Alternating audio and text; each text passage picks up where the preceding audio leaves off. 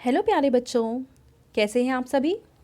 चलिए इस वीडियो में हम समझेंगे क्लास 4 की वर्कशीट नंबर 78 जो कि 24 सितंबर 2021 की वर्कशीट है और आज का सब्जेक्ट है बच्चों मैथमेटिक्स। यहाँ आप अपना नाम लिखेंगे और यहाँ आप अपनी टीचर का नाम लिखेंगे, ठीक है। चलिए इस वर्कशीट को हम शुरू करते हैं और हमारा आज का टॉपिक है मेट्रो का सफ़र। अंकिता और अमित अपने माता पिता के साथ अपने नाना नानी के घर जा रहे थे। तो कितने लोग हैं यहाँ पे? अंकिता, अमित और उसकी मम्मी और पापा, टोटल कितने लोग हो गए? 4। वे मॉडल टाउन में रहते हैं और नाना नानी का घर साकेत में है। यानी कि अंकिता, अमित और उनका परिवार कहाँ रहता है? मॉडल टाउन में। और ये अपनी नानी के घर जा रहे हैं जो कि रहते हैं साकेत में। इसलिए सभी पीली लाइन वाली मेट्रो से सफ़र कर रहे हैं। येलो लाइन आपने सुना होगा मेट्रो में, तो उससे ये लोग यात्रा कर रहे थे।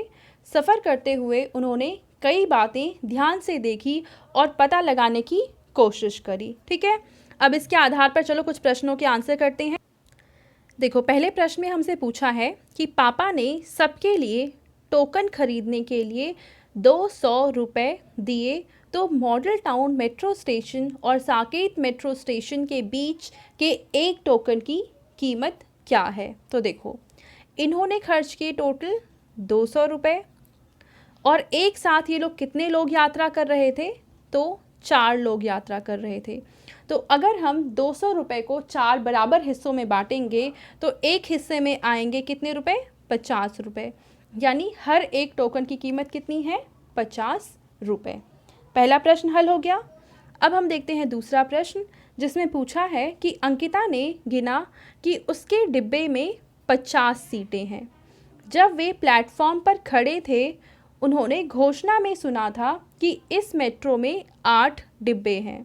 यानी मेट्रो में 8 डिब्बे हैं और हर एक डिब्बे में 50 सीटें हैं।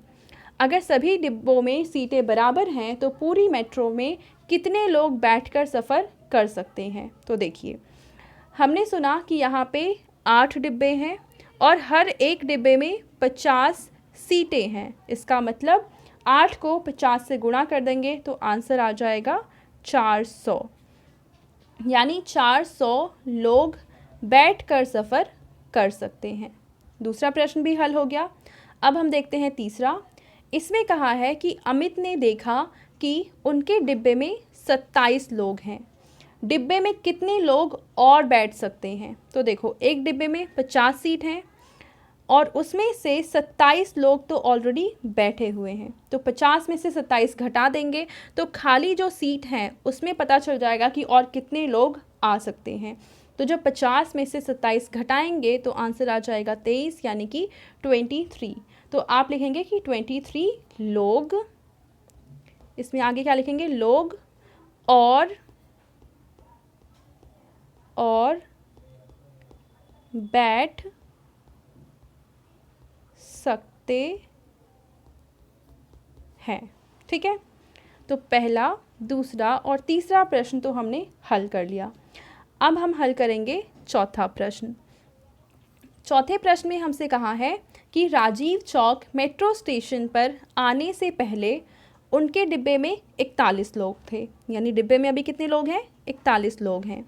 राजीव चौक मेट्रो स्टेशन पर 50 लोग उनके डिब्बे में चढ़े। 50 नहीं, 15 लोग इसमें और ज़्यादा चढ़ गए। यानी 41 में 15 को हम जोड़ देंगे, पर साथ ही साथ यहाँ पे क्या हुआ कि 7 लोग उतर भी गए, यानी 7 कम भी हो जाएंगे। इस स्टेशन से मेट्रो निकलने के बाद उनके डिब्बे में कितने लोग रह गए? तो देखो, 41 में क्योंकि 15 चढ़े तो 15 को जोड़ दिया और 7 उतर गए तो हमने 7 को घटा दिया। तो 41 जमा में 15 करेंगे तो आ जाएगा 56 और 7 इसमें से घटाना भी है तो आ जाएगा 49, यानी कि 49, ठीक है। तो आप लिखेंगे 49 लोग, ठीक है। अब हम देखते हैं पांचवा प्रश्न। इसमें हमें कह रखा है कि उन्होंने आपस में चर्चा की कि जब लॉकडाउन था तब मेट्रो की आधी सीटों पर ही बैठकर सफ़र किया जा सकता था। तब कितने लोग मेट्रो में बैठकर सफ़र कर सकते थे। देखो अभी फ़िलहाल 8 डिब्बे हैं और हर एक डिब्बे में है 50 सीट्स, लेकिन इन 50 में से आधी पर ही लोग बैठ सकते हैं। तो इसका मतलब 50 का आधा कितना हो गया, 25। तो हम यहाँ पे लिखेंगे 8 गुना में 25 और इसको गुणा करने पे आंसर कितना आएगा, आंसर आ जाएगा 200। ठीक है, तो आप लिखेंगे 200 लोग, ये इसका आंसर आ जाएगा। समझ में आ गया ना सारे प्रश्न, पहला, दूसरा, तीसरा, चौथा और पांचवा हमने हल कर लिया है। अब आपके पेरेंट्स के लिए यहाँ पे सुझाव है कि बच्चों से यातायात के विभिन्न साधनों के बारे में बातचीत करते हुए उनके फ़ायदे और नुकसान के बारे में बताइए।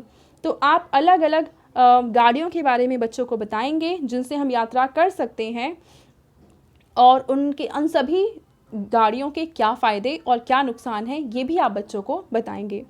तो बच्चों ये थी आज की हमारी गणित यानी मैथ्स की वर्कशीट जो काफ़ी इंटरेस्टिंग थी। मुझे तो बहुत मज़ा आया करने में। क्या आप लोगों को मज़ा आया? अगर आया तो कमेंट सेक्शन में लिखकर बताओ कि यस, और अच्छी नहीं लगी तो नो लिखेंगे। ठीक है, और अगर ये वीडियो आपको अच्छी लगी है तो इसको लाइक करो, अपने फ्रेंड्स के साथ शेयर कर दो और इस चैनल को सब्सक्राइब कर लो। Thank you.